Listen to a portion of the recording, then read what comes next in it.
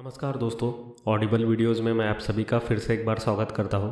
और दोस्तों, आज देखेंगे नया क्वेश्चन जो कि ये है कि एस्ट्रोलॉजी और न्यूमरोलॉजी यानी कि वैदिक साइंस का ज़माना तो फिर से आ गया, लेकिन ये अच्छा है या फिर बुरा है। ये एक बहुत बड़ा क्वेश्चन है। सो इसका आंसर देखेंगे इन बोथ वेज। तो सबसे पहले दोस्तों, एस्ट्रोलॉजी न्यूमरोलॉजी ये साइंस जो है ये फिर से उभर के आ रहे हैं और मैक्सिमम लोग इसमें इंटरेस्ट दिखा रहे हैं। आप भी देखते होंगे कि सोशल मीडिया पे लोग जो है एस्ट्रोलॉजी और न्यूमरोलॉजी की बात करने लगे हैं। अब ये 2023 के एंडिंग से ज़्यादा चल रहा है। हमने इसकी तो शुरुआत की थी 2022 में ही, जब एस्ट्रोलॉजी के लिए जो थे बहुत ही कम लोग थे। अब यहाँ पे क्या हो चुका है इस पॉइंट पे कि मैक्सिमम लोग जो है एस्ट्रोलॉजी न्यूमरोलॉजी की बात कर रहे हैं रिपीटेडली, और उसमें कुछ लोग सही भी है, कुछ लोग गलत भी है। क्योंकि ऐसा होता है कि मैक्सिमम लोगों को इसकी अंडरस्टैंडिंग नहीं हो पाती है, इसीलिए क्या होता है कुछ कॉन्सेप्ट जो है वो गलत भी पास ऑन हो जाती है, और ऐसा भी होता है कि कुछ सही कॉन्सेप्ट है वो भी चलते जाती है। सो ये एक मिक्स्ड ओपिनियन है इसके रिगार्डिंग हमारा कि एस्ट्रोलॉजी न्यूमरोलॉजी फिर से आ रही है। तो ये अच्छा भी है एक तरीके से और दूसरी तरीके से बुरा भी है। अब अच्छा क्यों है? क्योंकि आपको एक गाइडेंस मिल रहा है। आप जो अपना एनालिसिस करते थे, आप जो अपनी लाइफ जीते थे, उसमें आप और फैक्टर को सबसे पहले इंक्लूड करते थे। अभी आपने उसमें एस्ट्रोलॉजी न्यूमरोलॉजी और वैदिक जो साइंस है अलग अलग, उसको इंक्लूड करना शुरू कर दिया है, जो कि एक बेस्ट साइंस है। और आपकी जो हेल्प होती है वो इन बेस्ट पॉसिबल वे ये सब साइंस कर सकते हैं। लेकिन दोस्तों, जब भी हम किसी भी चीज़ के बारे में सोचते हैं तब हमें पूर्णतः उसके बारे में सोचना होता है। यानी कि हमारी जो अंडरस्टैंडिंग है वो बहुत ही सूक्ष्म लेवल पे होनी चाहिए। जो व्यक्ति सूक्ष्म लेवल पे सोच पाता है वही व्यक्ति दोस्तों भीड़ से हटकर रह पाता है। सो अच्छी बात तो हो गई। अभी देखेंगे कि इसके नुकसान क्या हो सकते हैं। तो सबसे बड़ा इसका नुकसान जो मैं देख रहा हूँ ये है कि मैक्सिमम लोग क्या करते हैं कि वेदों से निकला जो साइंस है हमारा उसको ठीक से नहीं समझ पाते हैं। क्योंकि संस्कृत जो है एक थोड़ी सी कॉम्प्लिकेटेड लैंग्वेज है, एक एक वर्ड के बहुत सारे मीनिंग होते हैं, और संस्कृत की जो वोकेबलरी है वो इंग्लिश से भी बहुत ज़्यादा है। इंग्लिश की तो कोई कंपैरिजन भी नहीं हो सकती है हमारे संस्कृत के वोकेबलरी के साथ। इसीलिए क्या होता है, पहले के ज़माने में ऐसा होता था कि जो भी व्यक्ति है जो वेदों को सिखाता था उसके पास में प्रॉपर नॉलेज होता था, और वो एक ऑथराइज्ड पर्सन होता था वेद सिखाने के लिए। उसके अंडर जो लोग सीखते थे वो लोग सिर्फ सीखते थे और ना ही खुद सीख के और लोगों को सिखाते थे। क्योंकि ये जो सिखाना होता है वो किसी एक व्यक्ति द्वारा ही होना चाहिए।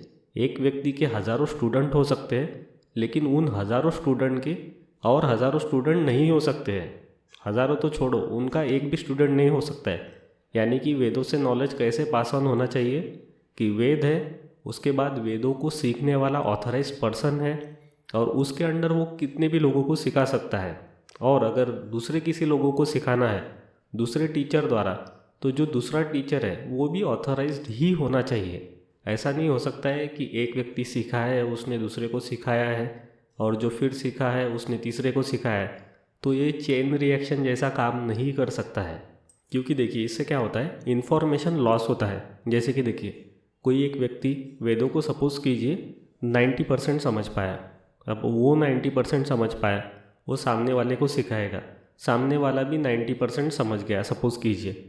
तो इन टोटल ये जो व्यक्ति है जो सीख रहा है वो 90% नॉलेज का भी 90% समझ सका है, राइट। सो इट मीन्स यहाँ पे क्या हुआ है, जो एक्चुअल नॉलेज है उसकी एक्यूरेसी उसकी क्वालिटी थोड़ी सी डाउन ऑलरेडी हो चुकी है। अब ये व्यक्ति अगर सपोज कीजिए और तीसरे व्यक्ति को सिखाता है, तो तीसरा व्यक्ति क्या सीख पाएगा, 90% के 90% का 90%, जो कि ऑफकोर्स सही नहीं है। वही अगर वो डायरेक्ट टीचर से अगर सीखता तो टीचर जो 90% समझ पाया है उसका 90% वो समझ लेता। इट मीन्स क्या होता कि वो जो रहता है लॉसेस, जो किसी भी एक प्रोसेस में होता ही है, तो लॉसेस का जो परसेंटेज है वो कम हो जाएगा। अब आप देखते होंगे महाभारत रामायण काल में कि कोई तो भी पर्टिकुलर गुरु होते थे, उनके अंडर लाखों शिष्य होते थे। जो हमारी गुरुकुल परंपरा थी उसके अंडर आप देखिए कि एक सिखाने वाला व्यक्ति है और सीखने वाले बहुत से हैं। सीखेंगे लोग 12 साल के लिए, वो पास आउट हो जाएंगे गुरुकुल से। उसके बाद और नए लोग आएंगे, 12 साल सीखेंगे, गुरुकुल से पास आउट हो जाएंगे। तो देखिए एक बड़े एरिया में एक गुरु होते थे और वही लाखों लोगों को टीचिंग करके देते थे। ऐसे ही कुछ गुरुओं ने मिलके पूरे हमारे हिंदुस्तान को टीचिंग दी है, वैदिक टीचिंग, राइट। लेकिन अभी क्या हो रहा है कि अभी ऐसे व्यक्ति भी इस फील्ड में आ रहे हैं जिनको जो है नॉलेज कम है, लेकिन वो क्या कर रहे हैं, उसमें खुद का कुछ चीज़ ऐड कर रहे हैं, खुद की अंडरस्टैंडिंग ऐड कर रहे हैं, और ये जो नॉलेज हो रहा है वो मिक्स्ड है, यानी कि इम्प्योर क्वालिटी का नॉलेज आप तक के आ रहा है। अभी जो इम्प्योर क्वालिटी का नॉलेज होता है ये आप तक के आ रहा है, और कोई भी व्यक्ति जो है ये चीज़ एक्सेप्ट करने के लिए रेडी नहीं होगा कि उस व्यक्ति ने जो नॉलेज दिया है वो इम्प्योर क्वालिटी का है। और एग्जैक्टली प्रॉब्लम जो है वो यही से शुरू होगी, क्योंकि देखिए अब ये नॉलेज उभर के आ रहा है, सो मैक्सिमम लोग इसको यूज़ करेंगे। तो एक ऐसा भी ज़माना आएगा जहाँ पे लोग यूज़ करने के बाद इस नॉलेज से बोर हो जाएंगे और वो देखने लगेंगे कि उनका जो पर्पस था वो सॉल्व हुआ ही नहीं, यानी कि वो क्या करेंगे, इस नॉलेज पे फिर से डाउट लेंगे। अब उनको डाउट इसलिए हुआ क्योंकि उनका पर्पस जो है वो सॉल्व नहीं हुआ, बट पर्पस सॉल्व इसलिए नहीं हुआ कि उन्होंने जो चीज़ सीखी है वो एक रॉन्ग व्यक्ति से सीखी है, और जो सिखाने वाला व्यक्ति है वो कभी भी इस चीज़ के लिए एग्री नहीं होगा कि उसने कोई इन्फॉर्मेशन जो दी है वो रॉन्ग थी। अब अगर आप सोचते हो कि आप किसी भी पर्सन से जो इन्फॉर्मेशन आ रही है उसको फ़िल्टर आउट कैसे करें, यानी कि आप तक के सिर्फ सही इन्फॉर्मेशन पहुँचे, इसकी गारंटी कौन लेगा, या फिर आप ऐसा क्या कर सकते हैं जिसके वजह से आपको सिर्फ करेक्ट नॉलेज मिले। तो ये थोड़ा सा तो डिफ़िकल्ट है, लेकिन कुछ स्टेप्स है जो आप ले सकते हैं। जैसे कि मैं एग्जांपल बताता हूँ आपको, जो भी चीज़ आप सोशल मीडिया पे देखते हैं उस पर डायरेक्टली बिलीव मत कीजिए, और स्पेशली तब जब वो शॉर्ट वीडियोस के फॉर्म में हो तब। इसके बाद दोस्तों आपको ये चेक करना है कि जिस व्यक्ति से आप नॉलेज ले रहे हो क्या वो व्यक्ति डिग्री होल्ड करता है, यानी कि देखिए हर एक चीज़ सिखाने के लिए जो भी वेदों से निकली है उसके लिए एक डिग्री होती है, एक क्वालिफिकेशन होता है।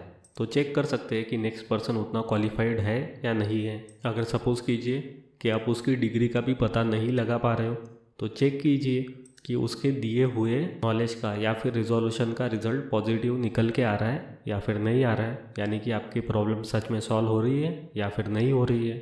अगर सपोज़ कीजिए ये पॉइंट भी वर्क नहीं कर पा रहा है तो उस केस में आप गट फीलिंग देखिए, यानी कि आपको क्या लगता है उस पॉइंट ऑफ टाइम पे, और करेक्ट पर्सन मिलना या ना मिलना उस केस में तो भगवान के हाथ में ही है, ऐसा समझ लीजिए। अगर दोस्तों आपका नसीब अच्छा है और अगर आप सपोज़ कीजिए कि आपको एक अच्छा व्यक्ति मिला तो भी आपको बार बार टेस्ट करते रहना है उस व्यक्ति को। इसके अलावा आप एक चीज़ और कर सकते हैं कि ये जो वैदिक साइंस है आप खुद होके भी समझ सकते हैं। ऐसे बहुत से वेबसाइट मिल जाएगी आपको जिस पे जो है आपको आपकी मातृभाषा में किताबें मिल जाएगी जिससे आप वेदों का नॉलेज ले सकते हैं, जो कि सिंप्लीफाइड करके दिया होता है।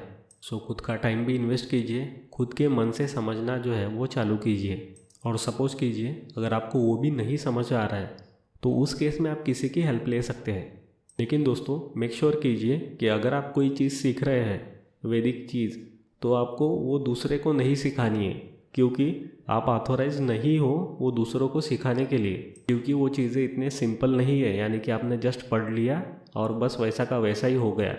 ऐसा हो सकता है कि आपसे गलती हो जाए, तो आपसे जो गलती हुई है वो दूसरे को पास ऑन मत कीजिए, नहीं तो अगेन वो चेन रिएक्शन जैसा हो जाएगा और नॉलेज जो है वो इम्प्योर होते जाएगा। जैसे कि देखिए स्कूल कॉलेज में हम पढ़ते हैं, राइट, हम ग्रेजुएट हो जाते हैं, उसके कुछ सालों बाद सपोज़ कीजिए आप माँ बाप बनते हैं, तो आप खुद होके अपने बच्चों को नहीं सिखाते हैं, राइट, उनको आप स्कूल में ही भेजेंगे ताकि वो भी ग्रेजुएट हो पाए। तो इन द सेम वे आपको वर्क करना है, आप खुद सीखिए और अगर दूसरे को सिखाना है तो उनको जो है वो किताबें पास ऑन कीजिए जिससे वो व्यक्ति सीख पाए। और अगर आप ऑथराइज पर्सन हो तो ही आप खुद होके दूसरों को सिखाएं, वरना मत सिखाएं। और एक चीज़ ध्यान रखिएगा दोस्तों कि यहाँ पे जो ईगो फैक्टर है वो आपको साइड में रख के ही वर्क करना है, नहीं तो दोस्तों दूसरे के और खुद के डिस्ट्रक्शन का कारण आप खुद बनोगे।